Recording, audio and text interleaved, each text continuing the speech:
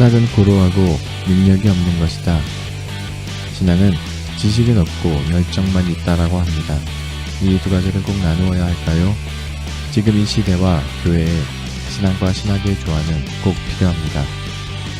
신신의 그 조화의 18번째 시간, 기독교 가해의 역사 2부 지금 시작하겠습니다.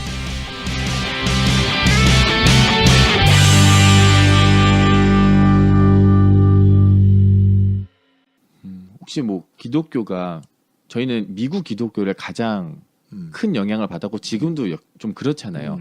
그럼 미국에서 들어왔고 미국의 영향을 많이 받고 있는 기독교이기 때문에 당연히 뭐 우리가 이런 개념을 좀 갖고 있었던 걸까요, 당시에? 근데 우리가 너무 낭만적으로 생각해요. 네. 그러니까 그렇게 막연한 관계가 아니에요. 미국 기독교, 한국 기독교가 네. 해방 직후의 이 관계는 그렇게 막연하지 않았어요. 그러니까 우리가 상상하는 것 이상으로 네. 밀접하게 연결돼 있어요. 아, 더 생각한 것보다 네. 더 밀접하다는 그거를 거죠? 근데 그게 무슨 조직을 통해서 서로 동조하고 연동한 것이 아니라 네. 설교를 통해서, 문화를 통해서, 정치 신학을 통해서. 네. 근데 이게 굉장히 더 강할 수가 있잖아요. 그렇죠. 기독교 쪽에서는. 네. 그래서 핵심적으로 봐야 될 게 트루만이 이제 1947년 경부터 실시한 건데 네. 반공 종교 연맹이라는 단체가 있어요. 그 트루먼은 미국 대통령 네. 말씀하시는 거죠. 네. 반공 종교 연맹이라는 단체가 그 기독교를 통해서 소련 공산주의 진영을 봉쇄하는 그 역할을 하려고 해요. 근데 그 논리, 그 주장, 그런 것들이 미국에서 되잖아요. 네. 주장이 펼쳐지잖아요. 네. 바로 한국에 들어와. 그랬을 것 같아요. 네. 네. 그러니까 그 들어오는 루트가 어떻게 들어오냐면 여기서 설교를 하거나 뭐를 하게 되면 미국에서 네. 그걸 그대로 유학 갔던 미국에서 유학했던 목회자들은 영어를 알아듣잖아요. 네. 그래서 그대로 그게 설교가 되는 거예요. 그러면은 교회는 왜 일주일에 한 번 모이고 항상 1시간 정도 혹은 1시간 그렇죠. 반 정도씩 설교를 들어야 되니 네. 좋은 얘기인지 아닌지 모르겠지만 설교 시간이 어떻게 보면 사상 교육이 될 수도 있겠네요. 그 책 이름이 뭐지? 그 책, 미 국무부 정책기획실장. 네. 정책기획실장이면은 엄청난 거거든요. 네. 미국의 대외 정책을 네. 기획하는 사람이에요. 그걸 만드는 사람이고. 네. 그 사람이 쓴 글이 있는데, 책이 있는데, 생각이 안 나네. 갑자기. 내 논문에도 나오는데, 네. 거기 보면, 트루만이 네. 설교한 내용, 주장한 내용. 난 트루만을 정치신학자로 봐요. 굉장히 고도의 정치신학자. 그 설교한 내용이 그대로 47년, 48년도에 네. 유명 목사님들의 주장과 설교가 돼요. 야, 그땐 또 어떻게 전달이 됐는지는 뭐 당시 그건 잘 모르겠지만, 그러니까 이 양반이 이제 트루만이 주장한 네. 설교 내용 그걸 논문에 적어놨잖아요. 네. 그거하고 한경진 목사님이 설교한 내용을 비교해 보면 똑같아요. 그러면은 왜 저희는 아까 말씀하신 것처럼 막연할 수 있잖아요. 미국 기독교가 우리한테 영향을 많이 주고 원조도 많이 해주고 선교사님들도 많이 보내시니까 연결고리가 있고 뭐 어떻게 뭐 연결고리가 이렇게 있겠지라는 생각을 했었는데 사실 알고 보면은 굉장히 세밀하게 또 많은 가닥으로 얽혀져 있었던 거네요. 네. 그렇지 않고는 그 설교들을 이해할 수 없어요. 근데 이게 그러니까 1948년 4월, 그러니까 3월 말에서부터 4월 2일 날 그 NSC 8이라는 게 있어요. 네. NSC 8. 이게 미국의 대외 정책이거든요. 그 이제 대한반도 정책이에요. 네. 이 대한반도 정책의 내용이 뭐냐 하면 한국에서의 소련 정책의 주된 목적은 결국 한국 전역의 지배라고 규정을 하고 그 다음에 한반도에서 미군을 철수시키는 대신에 그 정부를 수립해서 태평양 방어선을 막는다. 네. 즉 일본 열도를 중심으로 한 음. 태평양 방어선을 지킨다. 이게 네. NSC8의 핵심이에요.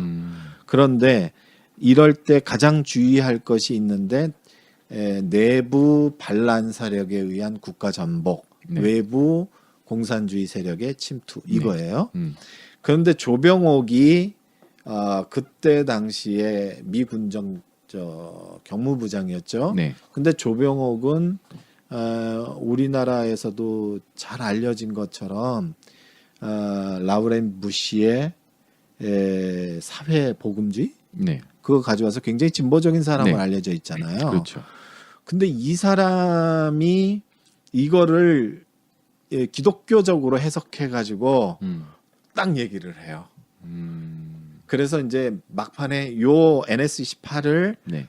자기가 얘기하면서 마지막에 얘기하는 것은 악도 도량을 막아야 된다. 사탄의 진영을 막아야 된다. 내부 국가 전복에 의한 사탄의 진영을 막아야 된다. 따라서 4.3에 있는 4.3 사건에서 반기를 든 모든 제주도민을 싹 쓸어버려야 된다. 이게 NSC8의 논리고 이걸 기독교적으로 해석한 것이 조병옥이고 이것에 기초해서 4.3 진압 정책을 또는 진압령을 내리는 거예요. 뭐 지금 와서 그런 얘기를 할 수는 없겠죠. 원래 정책이 그런 의도까지는 아니었는데 자발적으로 그 조선은 한국은 그렇게 해석을 했었던 건가요? 아니면은 그러니까 그걸 그게 이제 아니면 소위 알아서 긴 건지 아니에요. 그러니까 놀라울 정도로 자발성이 강해요. 그게 이제 그 핵심 논리예요. 기독교인들은 그렇게 얘기 안 해도 되거든요. 네. 근데 조병옥은 이 사탄의 진영을 완전히 붕괴시켜야 된다. 그 다음에 그 구체적으로 그 얘기를 했는데 그걸 뭐라 그러지? 하여튼 지옥으로 떨어뜨려 버려야 된다. 왜냐면 저기서는 1을 던진 것 같은데 여긴 갑자기 받아서 10을 해버리는 것 같은 그거예요. 느낌이 드니까요. 그러니까 그렇게 행동하게 한 동인이 뭐냐라는 거예요. 네. 그게 이제 기독교적인 어떤 그 우리가 사탄을 치러 간다. 악의 진영을 치러 간다. 이런 놀라운 그 자발성, 적극성 이런 것들이 발현되는 거예요. 아이고 좀 무서운 거네요. 근데 왜냐면은 이거는 상황과 여건만 맞으면은 또 다시 그럴 수 있다라는 뭐라 그럴까? 그 시사점을 좀 주는 것 같기도 하거든요. 아니면 그게 인간이라서 그런 건지, 아니면 그게 종교성 때문에 그런 건지. 근데 솔직히 말씀드리면 종교성 때문에 그런 것 같아요. 인간이기 때문에 인간이 자기 생존을 위해서 적 진영에 있는 사람을 배제 제거한다라는 네. 것은 사회적 논리죠. 네. 정치적 논리고. 그런데 거기서 곱하기 몇이 되는 거잖아요. 지금 이거. 그렇죠. 저게 제가 적이야.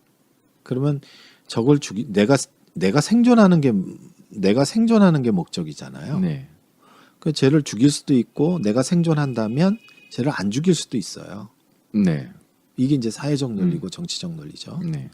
근데 쟤는 적인데 사탄이야. 그럼 반드시 죽여야 돼. 그러면 지금 말씀하신 것대로 보면 학살 사건에 항상 그 안에는 기독교가 항상 연관돼 있었나요? 그럼요.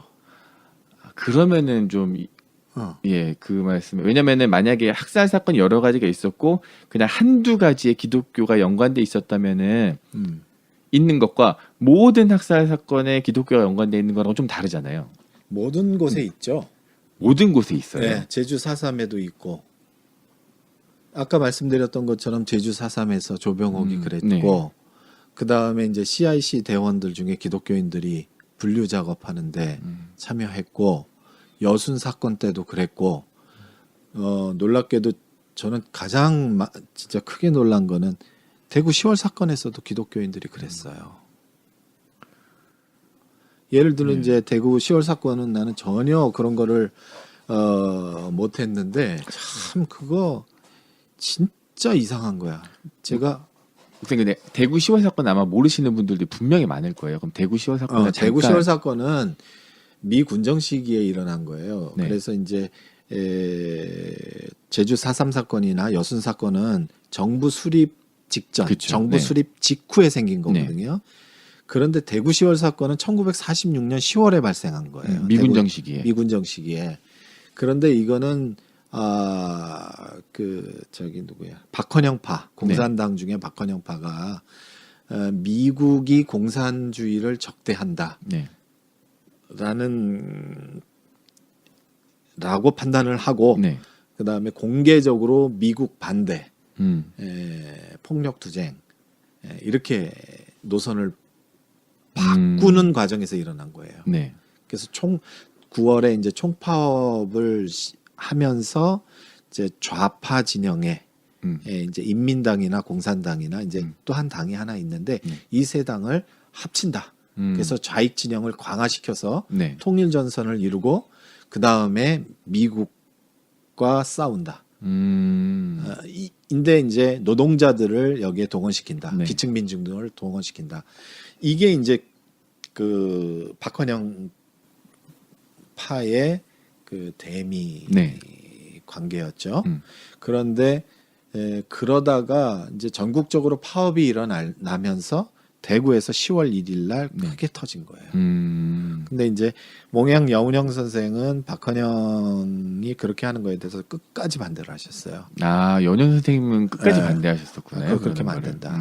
그렇게 하면 미국이 활동의 폭이 넓어지고 네.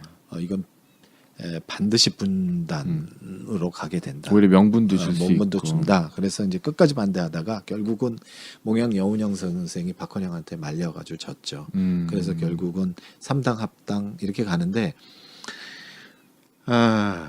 대구 10월 사건에서 제가 그냥 너무 힘들어가지고 그 사건 조사 마치고 난 다음에 너무 힘들어서 이제 쉬러 경주 쪽으로 갔어요. 네. 그래서 한 2박 3일 쉬러 갔는데 거기서 그냥 인터뷰 한두 명 하고 올라오면 되는 건데 인터뷰 한두 명 하다 깜짝 놀랐어요.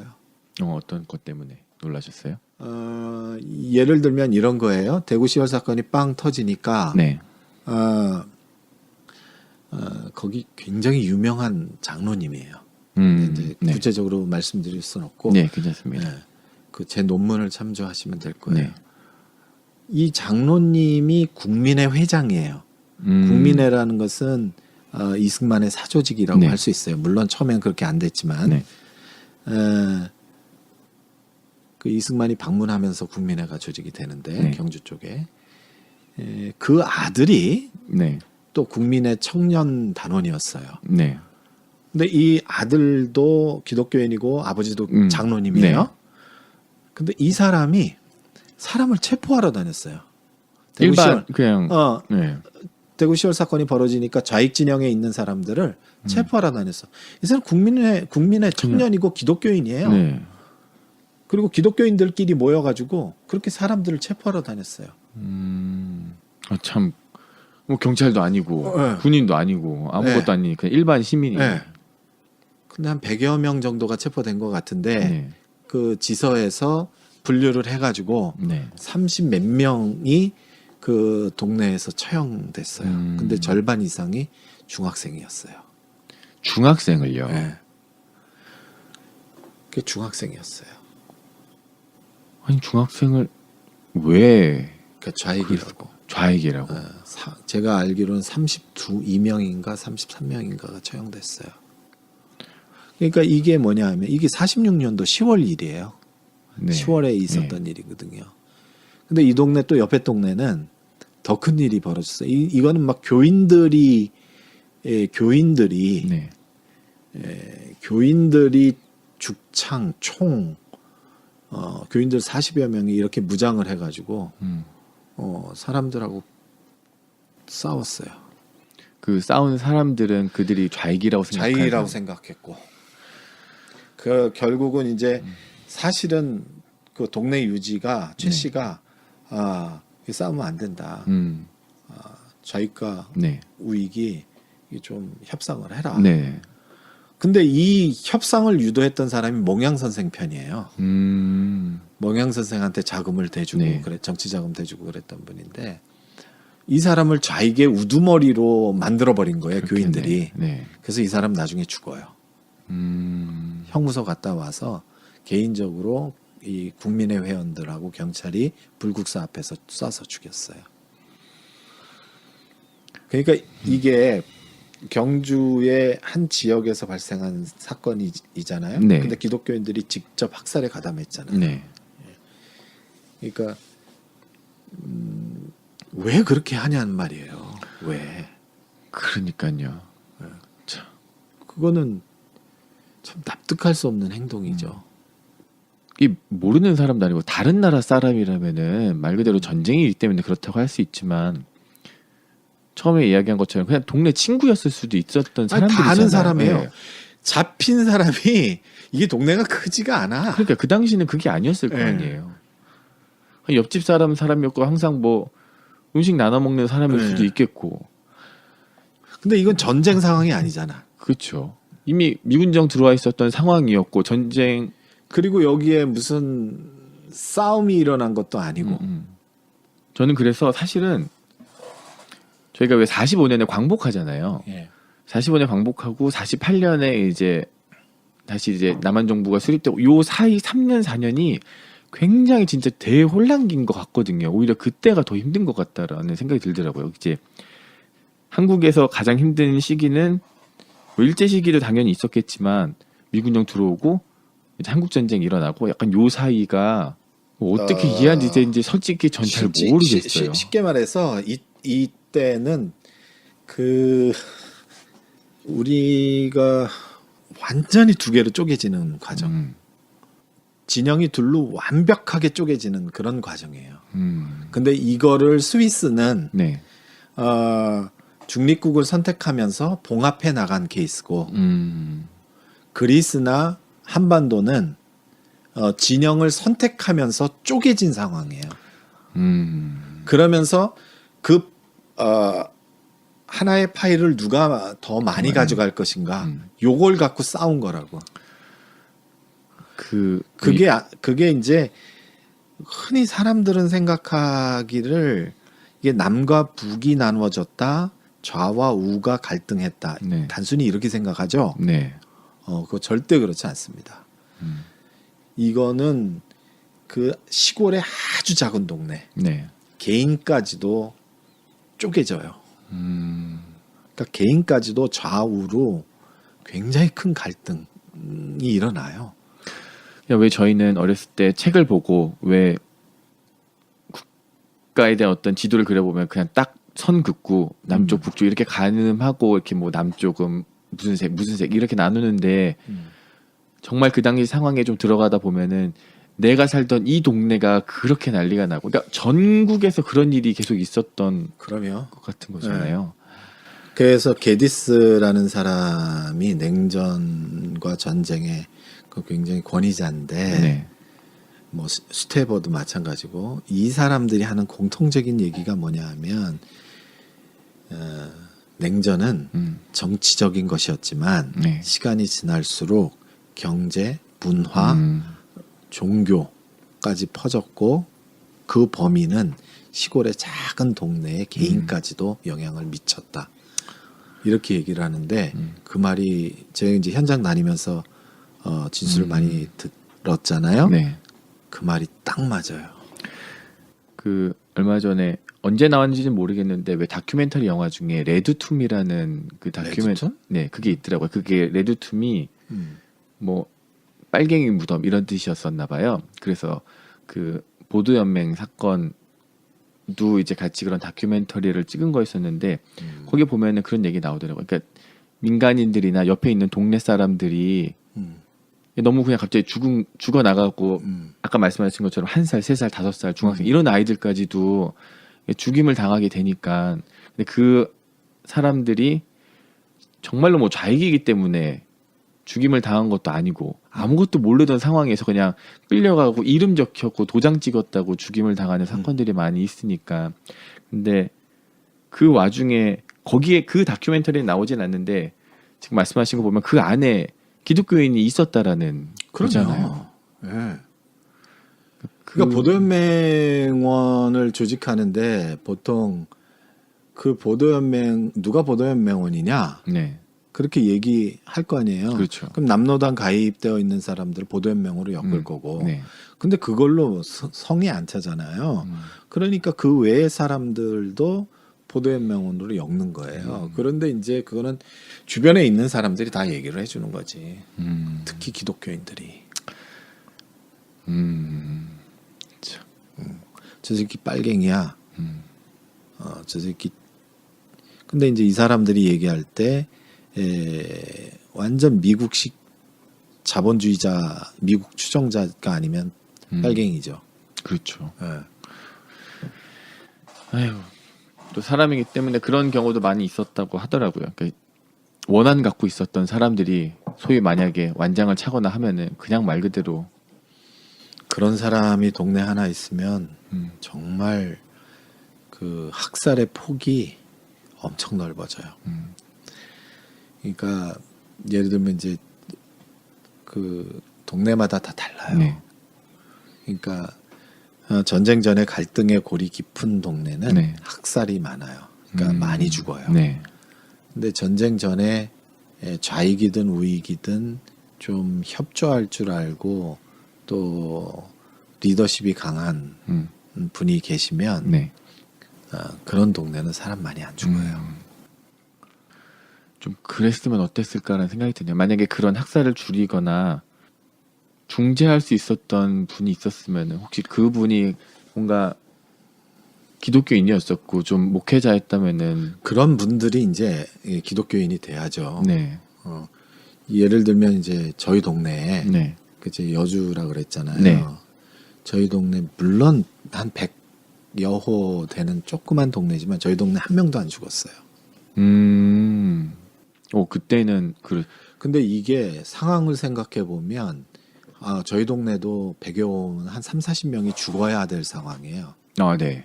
왜냐하면 경찰들이 있었어요, 우리 동네에. 네. 그리고 노동당 임원이 있었어요. 그 동네요. 네. 예. 요게 집이 한 30m밖에 안 돼, 네. 서로. 근데 이제 거기에 임두현이라는 장로님이 계셨는데 네. 그 교회의 장로님이에요. 근데 임두현 장로님이 이걸 다 커버했어요. 좌익이 들어왔을 땐 사람 죽이지 마라. 우익이 들어왔을 때 군경이 수복했을 때도 사람 죽이지 마라. 근데 이 양반이 일제시대 때부터 독립운동을 하거나 그러진 않았는데 네. 절대 친일 안 하고 매주일 그 경찰서에 가가지고 자수서 쓰고 설교하시고 난 다음에 자수서 쓰시고 그랬거든요. 그러니까 동네 분들이 임두현 장로님 굉장히 존경했어요. 존경하구나. 네. 그러니까 임두현 장로님이 나서서 사람 죽이지 맙시다. 그러니까 한 명도 안 죽었어요. 야, 근데 이게 희망적이고 좀 좋은 그런 모습을 좀 보여있는 게 당연한 거 아니었을까요? 이게 기독교인으로서는 당연한 거라고 생각하는데 반대로 참 서산에서는 기독교인이 120명을 죽였어요. 장로님 아들이. 장로님 아들이. 예. 그 유명한 장로님 아들이에요. 무슨 차일까요? 한 분은 왜 지켰고 한 사람은 왜 나서서 그 많은 이게 솔직히 120명이 몇만 명이 아니기 때문에 작은 것 같은 숫자처럼 들리는데 아유, 한 동네에서 120명이면 그러니까 120명 쌓아놓으면은 엄청난 거란 말이에요. 네. 그러니까 그래서 그 지서 경찰 박씨 할아버지가 제가 그 양반 그때 그 경찰에 계셨던 분이 얘기하는 게 그놈의 새끼 나한테 혼났어. 죽이지 말라 그러는데 배에 사람 태우고 가서 발로 총으로 쏘고 발로 차서 수장시키고 그랬어. 그러니까 지서 경찰이 그 사람이 너무 악랄하게 사람을 죽였다고 얘기할 정도니까 그건 뭐 더 이상 할 말이 할 필요가 없네요, 진짜로. 교수님, 그럼 오늘 좀 여기서 마무리 짓고 저희가 또 다음 시간에는 여순 사건과 또 저희가 요즘 많이 알고 있는 제주 4.3 사건에 대해서 좀 더 알아보도록 하겠습니다. 교수님 감사합니다.